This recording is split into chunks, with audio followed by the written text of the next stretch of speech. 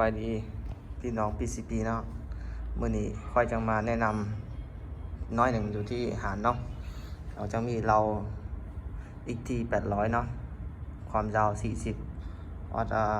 50 เซนเนาะมีเราคอนโดด้วยเนาะเราคอนโดนี่ความยาว35 เซนเนาะนี่คอนโดนี้ก็มี50 เซนด้วยนะอีกที800 XM8 เนาะ40-50 เซนเนาะกับสู่ทางหารน้องยังมีลูกปืนเนาะลูกปืนมอนเตอร์เนาะลูกนี้ลูกใหม่ๆออกจากห้องงานเนอะกับหนึ่งนี่น้องจังแบบว่าจังเล่นได้ทุกลูกเลยเนาะบ่มีลูกเลยทิ้งไปเนาะพี่น้องเห็นนี่ลูกปืนน้องงามลายสวยอันนี้มันแบบเป็นจากห้องงานออกนะจืนนี่เวลาเขาเทศออกมาเป็นลูกเนี่ยเขาจะตุ้มขึ้นไปเนาะมาจังอ่อนเนาะมันคือแบบจืนอ่อนนี่มันจังสายกับเราของมันเนาะเราปืนของเรามันจังบอกบให้ทำให้ความเกี่ยวของมันหายไปเนาะหมดไปเนาะสายให้แบบว่ารักษาเราได้ดีเนาะนี่ลูกปืนออกจากห้องงานกับไหนก็ยังเหมือนกับไหนเลยเนาะทุกสามเลยทุกกับมีหมดเลยเนาะมันแบบเท่ากันเลยเล่นได้ทุกลูกเนาะกับทหารน้องก็มีคลิปมือเนาะคลิปมือคลิปมือไหมเนาะมันนี่มันเป็นสีแดงเนาะสีแดงสีฟ้าสีดำมีหมดเนาะกับอันนี้แบบว่าเบานี่เป็นเบา16 แหวนโมบีอาร์เนาะเบาแต่งเนาะแหวนของมันเป็นแหวนของยินามันเนาะเบา16 แหวนนี่มันจังแบบว่าแตกต่างกันจังเบาของจีนมาจังสู่บิดเล็กมันจังบ่ไหลเนาะเล็กมันจังบ่ไหลมั่วเนาะเล็กมันจังบ่ไหลมั่วแบบว่าความจริงมันจังได้ดีกว่าเนาะ16 แหวนนี่มันแบบว่าเล่นมันดีกว่าที่เบาถ้าใครเคยเล่นเดี๋ยวมันเขาจะหูจักแบบว่า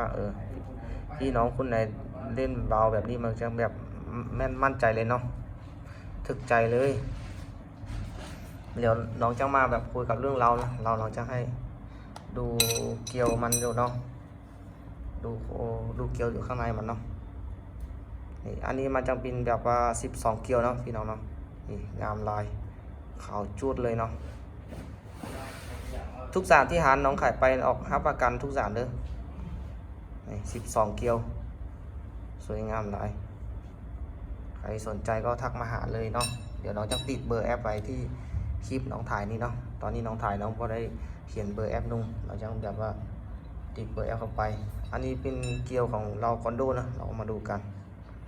นี่คอนโดนี่ก็12 เกลียวสวยงามเลยพี่น้องสนใจก็ทักเข้ามาเลยนะ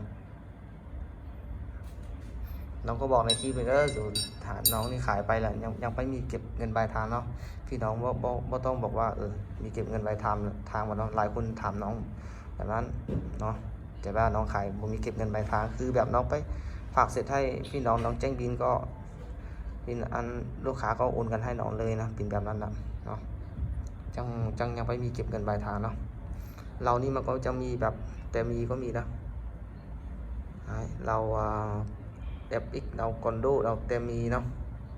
มีหมดความยาว40-50 เซน35 เซนเนาะมีหมดเนาะ45 เซนก็มีตามใจลูกค้าจะเอาอย่างไงเนาะถ้าใครสนใจก็เข้าทางเบอร์แอปของน้องจะติดเบอร์แอปไว้ในคลิปนี้เข้าทางเบอร์แอปของน้องกดแอปของน้องเดี๋ยวก็ทักมาหาเลยทักมาหาก็บอกซื้อใจก็โทรวิดีโอมาเบิ้ง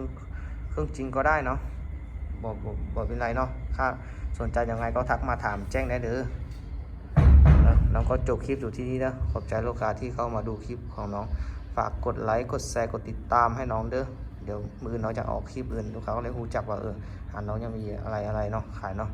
ขอบใจได้